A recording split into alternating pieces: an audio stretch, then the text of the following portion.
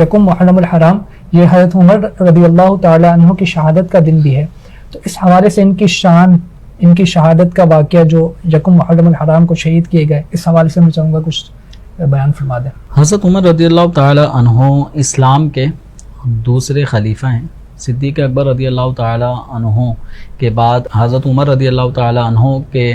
دست مبارک پر صحابہ کرام علیہم رضوان نے، اہل بیت اطہار نے یہ خلافت پر بیعت کی تھی، اور سب کے متفقہ رائے سے صدیق اکبر رضی اللہ عنہ کے بعد حضرت عمر فاروق رضی اللہ تعالیٰ عنہ خلیفۃ المسلمین امیر المؤمنین مقرر ہوئے۔ حضرت عمر رضی اللہ تعالیٰ عنہ کا جو دور خلافت تھا یہ فتوحات کا دور تھا۔ بڑے بڑے شہر جو کفار کی سلطنتیں جہاں تھیں وہ سب زیر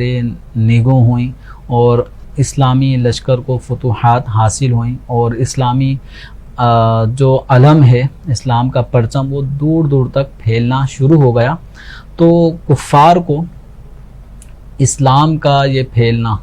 ظاہر بات شروع دن سے ہی پسند نہیں تھا۔ تو حضرت عمر رضی اللہ تعالیٰ عنہ کی جو ہستی ہے وہ مبارک ہستی ہے کہ سرکار دو عالم صلی اللہ علیہ وسلم نے اللہ تبارک و تعالیٰ کی بارگاہ میں حضرت عمر رضی اللہ عنہ کو مانگا ہے کہ اللہم اعز الاسلام بعمر ابن الخطاب خاصہ، اے اللہ بالخصوص عمر کے ذریعے اسلام کو غلبہ اور عزت عطا فرما۔ اسلام کو تو شروع سے عزت ہے، مزید یہ کہ اور غلبہ عطا فرما۔ تو دین اسلام حضرت عمر رضی اللہ تعالیٰ عنہ نے جب قبول کیا تو مسلمانوں میں الگ ہی ایک عجب، ایک قوت، طاقت کا ایک سلسلہ ہوا۔ تو حضرت عمر رضی اللہ تعالیٰ عنہ کے اسلام لانے کے بعد بھی مسلمان کھل کر اپنے اسلام کو بھی ظاہر کرنے لگے، اور آزمائش کا بھی سلسلہ بہرحال رہا۔ تو حضرت عمر رضی اللہ تعالی عنہ آپ فجر کی نماز کے لیے جب جائے نماز جو مصلی امامت کی جگہ ہوتی ہے، تو آپ امامت کے مصلی پر جب تشریف لائے تو اس دوران ابو لؤلؤ فیروز مجوسی اس شخص نے حضرت عمر رضی اللہ تعالی عنہ کی شہادت کے حوالے سے پورا ایک پلان تیار کیا ہوا تھا۔ تو اس کا جو خنجر تھا وہ زہر میں آلود ایک خنجر لے کر وہ حضرت عمر رضی اللہ تعالی عنہ کو شہید کرنے کے ناپاک ارادے سے فجر کی نماز میں وہ بھی آیا، اور حضرت عمر رضی اللہ عنہ نے جیسی نماز کو شروع کیا تو یہ آگے بڑھتے حضرت عمر رضی اللہ عنہ کے سینے پر، پیٹ پر اس نے کافی وار کیے، اور جب اس کو پکڑنے لگے تو اس دوران بھی اس نے کئی ایک صحابہ کو زخمی کیا، کچھ صحابہ اس دوران وہ بھی شہید ہوئے، اور جب یہ پکڑا گیا تو اس نے اپنے آپ کو ہی خودکشی کر کے اپنے آپ کو موت کے گھاٹ اتار دیا۔ حضرت عمر رضی اللہ تعالیٰ عنہ کو جو زخمی کرنے کا یہ عمل تھا، یہ ماہ ذی الحجہ کے آخری ایام میں حضرت عمر رضی اللہ تعالیٰ عنہ شدید زخمی ہوئے، اور حضرت عمر رضی اللہ تعالیٰ عنہ کی جو زخمی حالت میں آپ تھوڑے سے آپ پر بے ہوشی بھی طاری ہوئی۔ جب آپ ہوش میں آئے تو آپ کا پہلا سوال یہ تھا کہ کیا نماز کا وقت باقی ہے؟ تو بتایا گیا کہ جی ہاں نماز کا وقت باقی ہے۔ اب اس وقت جو نماز پڑھنے کی پوزیشن تھی تو حضرت عمر رضی اللہ تعالی عنہ نے نماز فجر ادا کی، اور فرمایا کہ نماز کے بغیر آدمی کس کام کا ہے۔ پھر آپ کے زخم اس قدر گہرے تھے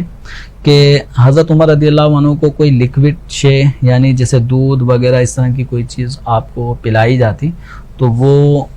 زخموں سے یعنی پیٹ کے ذریعے سے باہر بھی نکل جایا کرتی تھی۔ تو آپ کا زخم اس قدر بہت زیادہ گہرا تھا، اور اسی زخموں سے آگے چلتے چلتے پھر یکم محرم الحرام حضرت عمر رضی اللہ تعالیٰ عنہ کا وصال ہوا۔ تو چونکہ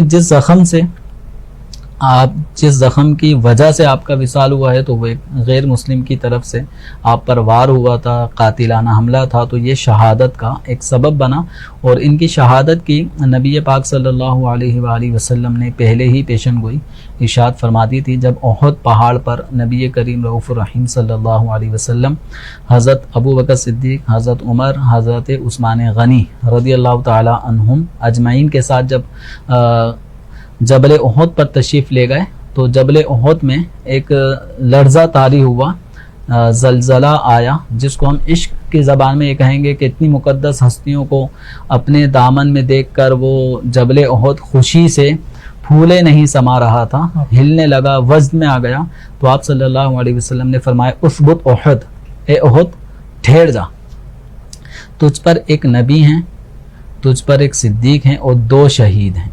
تو نبی کریم صلی اللہ علیہ وسلم اور صدیق اکبر رضی اللہ عنہ کے بعد جو فرمائے 2 شہید ہیں، تو وہ شہید کون ہیں؟ وہ حضرت عمر رضی اللہ تعالیٰ عنہ اور حضرت عثمان غنی رضی اللہ تعالیٰ عنہ، ان دونوں کی گویا اس حدیث مبارکہ میں شہادت کی پیشن گوئی دی گئی۔ تو حضرت عمر رضی اللہ تعالیٰ عنہ کے ذریعے سے دین اسلام کو بہت غلبہ نصیب ہوا، اور آپ کے دور خلافت میں اسلام دور دور تک پھیل چکا تھا۔ کہا جاتا ہے کہ مزید اگر آپ کچھ عرصے اور حیات رہتے تو اسلام پوری روئے زمین پر ہر بستی اور شہر میں اسلام کا پیغام پہنچ جاتا۔